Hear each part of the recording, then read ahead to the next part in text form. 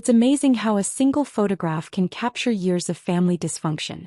I stood in the corner of my parents' expansive living room, watching as they arranged themselves in front of the expensive Christmas tree. The Montgomery family's annual holiday portrait, a tradition as carefully curated as their public image. "Sophia, darling," my mother called to my sister, adjusting her perfect pearl necklace. "Stand next to your father. And Michael, you and Katherine should be front and center. You are the face of Montgomery Industries now, after all."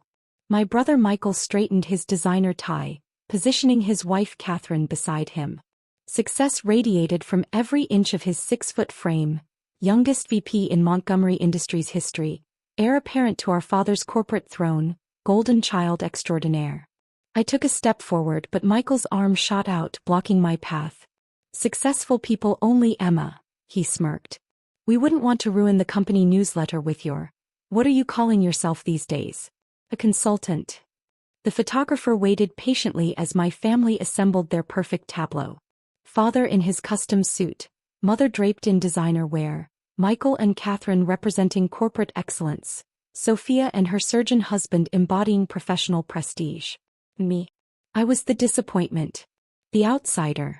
The daughter who had walked away from the family business to chase her own dreams.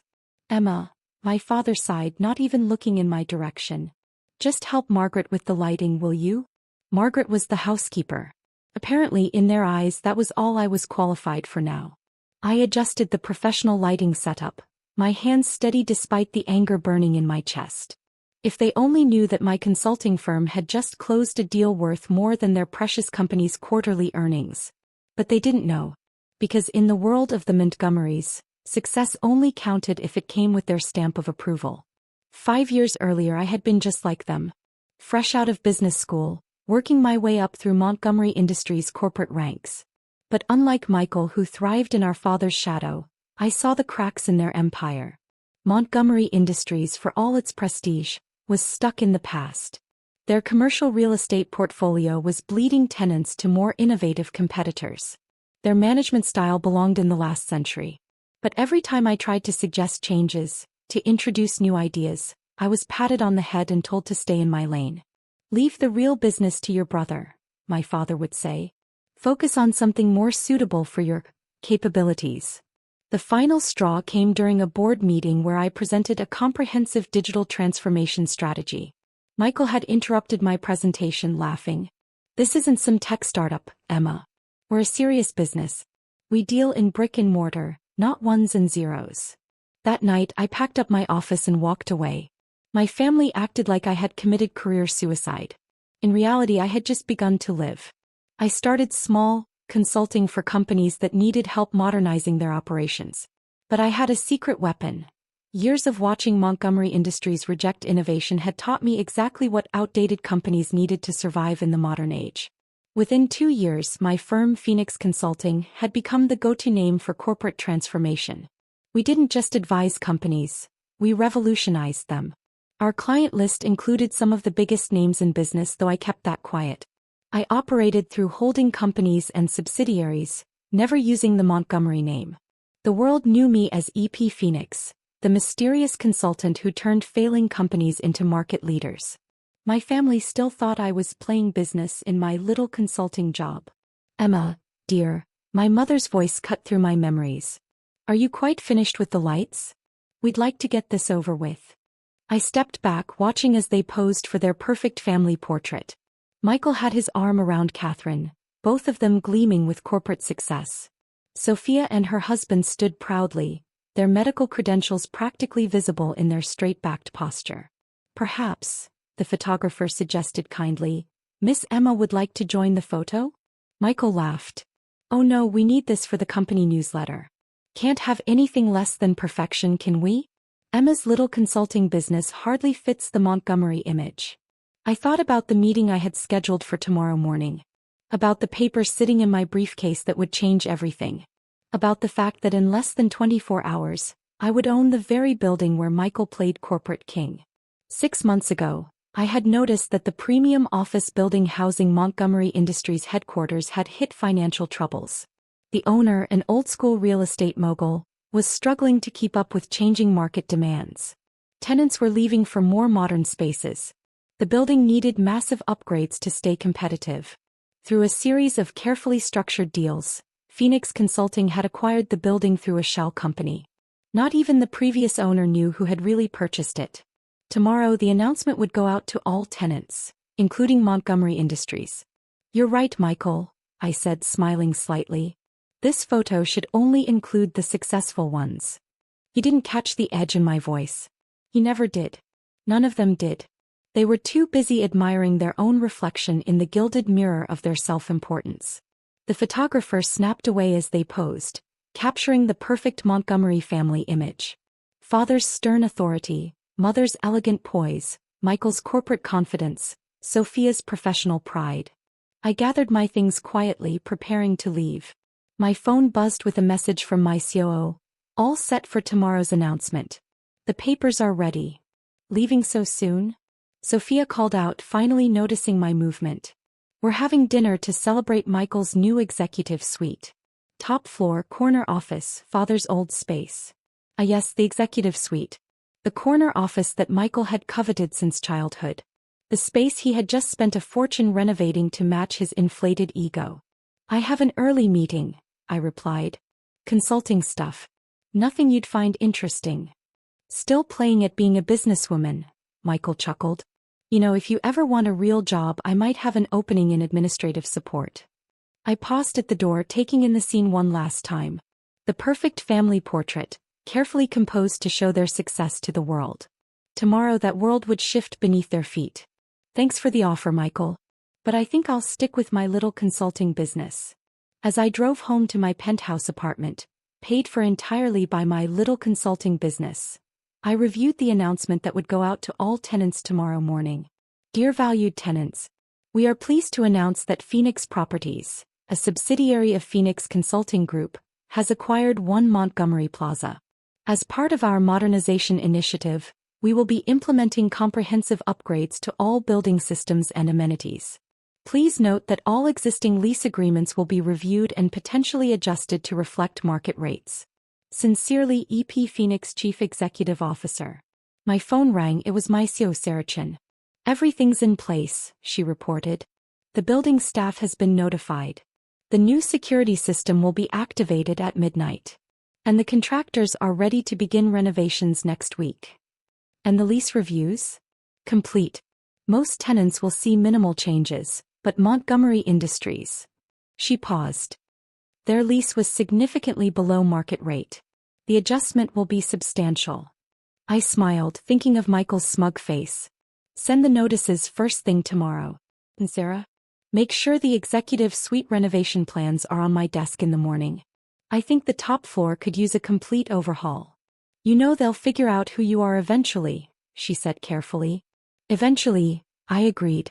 "But by then it'll be too late." I ended the call and walked to my home office, where a single framed photo sat on my desk. It wasn't a perfect family portrait, just a candid shot from years ago, before success was measured in square footage and stock prices. Before Michael became the golden child and I became the disappointment. Tomorrow everything would change. Not because I wanted revenge, but because sometimes the only way to earn respect is to show them exactly what they've been dismissing. My phone buzzed again. Another message from the photographer. "Miss Montgomery, would you like me to Photoshop you into the family portrait? It wouldn't be any trouble." "No," I typed back. "Let them have their perfect photo. I'm working on a different kind of portrait." The next morning I arrived at One Montgomery Plaza early, wanting to witness firsthand as my family's perfectly ordered world tilted on its axis. The building's elegant lobby was already buzzing with activity as contractors installed new security systems and updated signage. The old brass Montgomery Plaza lettering was being carefully removed, making way for sleek new Phoenix Tower signs. I sat in the building manager's office, watching the security feeds as the morning unfolded. At exactly 9 a.m. the automated emails went out to all tenants. The first sign of chaos came 3 minutes later. Michael burst out of the executive elevator, his face red with rage, waving his phone at his assistant. Even without audio I could read his lips. "What do you mean, new ownership? Who the hell is Phoenix Consulting?" I smiled, remembering all the times he had dismissed my little consulting business.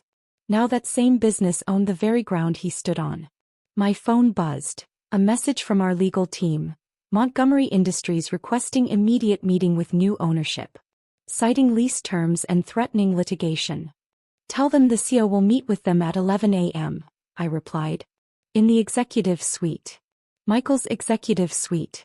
The corner office he had spent a fortune renovating to match his ego. The same office that, according to the new building plans sitting on my desk, would soon be converted into a sustainable technology showcase. At 10:55 I stepped into the private elevator, adjusting my blazer. The weight of the building plans in my briefcase felt like justice.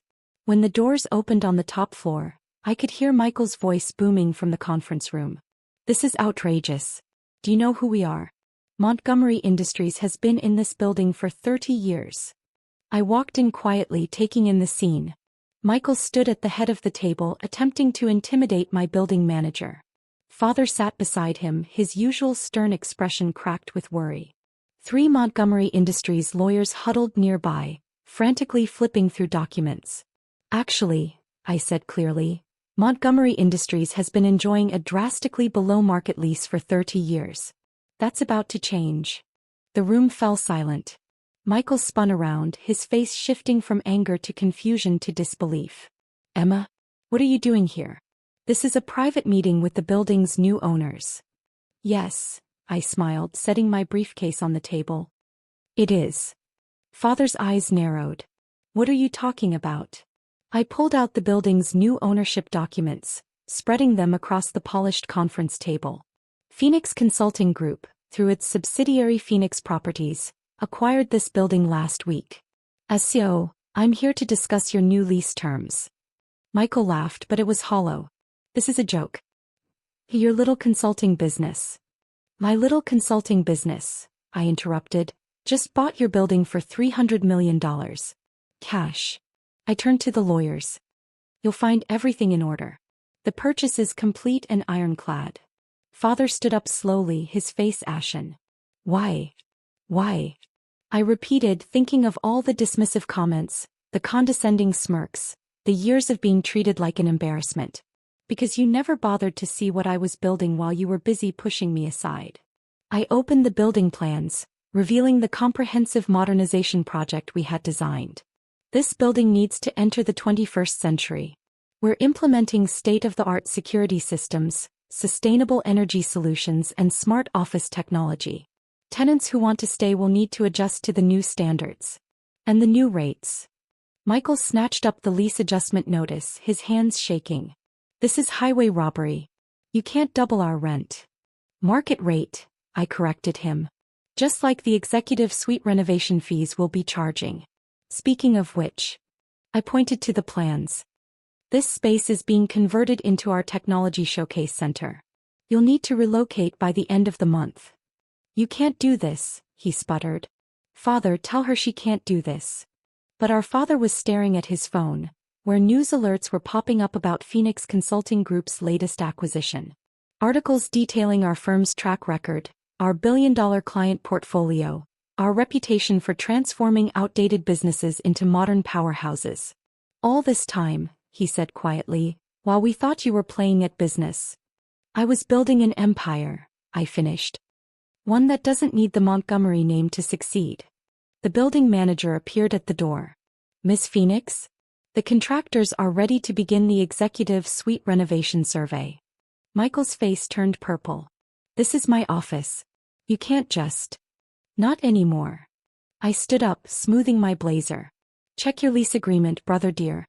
The building owner reserves the right to reclaim any space for modernization purposes. And as of last week, that's me. I walked to the floor-to-ceiling windows, taking in the view that Michael had coveted for so long. You know what the funny thing is? If you had bothered to pay attention to my little consulting business, you might have seen this coming. Phoenix Consulting Group has been making headlines for years. We've transformed dozens of companies, acquired prime real estate across the city, built a technology platform that's revolutionizing corporate operations. But you were too busy looking down on me to look up and see what I was creating. Emma, Father's voice was different now, almost pleading. We're family. Surely we can discuss this reasonably. I turned back to face them, thinking of yesterday's family photo session. Family? Is that what you call it when you push someone aside because their success doesn't fit your narrow definition? When you treat them like an embarrassment because they dare to build something different? I pulled out my phone, showing them the building's new digital directory. Phoenix Consulting Group now occupied the top 3 floors, including Michael's precious executive suite. The Montgomery name doesn't carry the weight it used to, I said quietly. The business world is changing. Innovation, technology, sustainability, these aren't just buzzwords. They're the future. A future you repeatedly refuse to see. Michael slumped in his chair, the reality finally sinking in. What do you want? Money? A position at Montgomery Industries. I couldn't help but laugh. My company is worth 10 times what Montgomery Industries is. I don't want your money or your jobs. I want you to understand that success doesn't always look the way you think it should. I gestured to the contractors waiting outside. You have until the end of the month to relocate. We'll be gutting this entire floor for renovation. When Michael, the company newsletter might need updating. I believe it's missing a rather successful family member. As I turned to leave, Father called out one last time. Emma, wait. Yesterday at the photo, we should have included me? I finished for him. Yes, you should have. But you needed me to fit your image of success. Well, now success has my image. And it's about to change everything you thought you knew about business. Over the next few months, One Montgomery Plaza transformed into Phoenix Tower. The outdated systems were replaced with cutting-edge technology. The tired lobby became a showcase of modern design. Even the other tenants embraced the changes, recognizing that the future had arrived. Montgomery Industries eventually relocated to a smaller office space across town. I heard through industry gossip that they were finally attempting to modernize their operations. Too little, too late. 1 year later, I sat in my new office, the same corner suite that Michael had once claimed as his throne. The view was still spectacular, but now it overlooked a city where the Montgomery name had been eclipsed by Phoenix innovations. My assistant knocked on the door. Miss Phoenix? The photographer is here for the company leadership portraits. I smiled, remembering last year's family photo session. Send them in. This time I stood front and center, surrounded by my executive team, brilliant minds I had chosen for their talent and vision, not their last names. As the photographer prepared to shoot, I caught my reflection in the window. Success didn't look like my father's stern authority or Michael's corporate arrogance. It looked like innovation, determination, and the quiet satisfaction of proving that sometimes the person they exclude from the family photo becomes the one whose picture they can't ignore. My phone buzzed with a message from Michael. Dad's retiring. Montgomery Industries is struggling. Maybe we could talk about a consulting arrangement. I typed back a simple response. Sorry, Phoenix Consulting only works with successful companies. Then I turned back to the photographer, ready for my portrait. After all, this was my building now, my success story, my legacy. And unlike the Montgomerys, I didn't need to push anyone aside to prove my worth. Sometimes the best revenge isn't getting even. It's rising so far above them that they have to crane their necks just to see where you've gone. And from the top floor of Phoenix Tower, the view of their fall was spectacular indeed.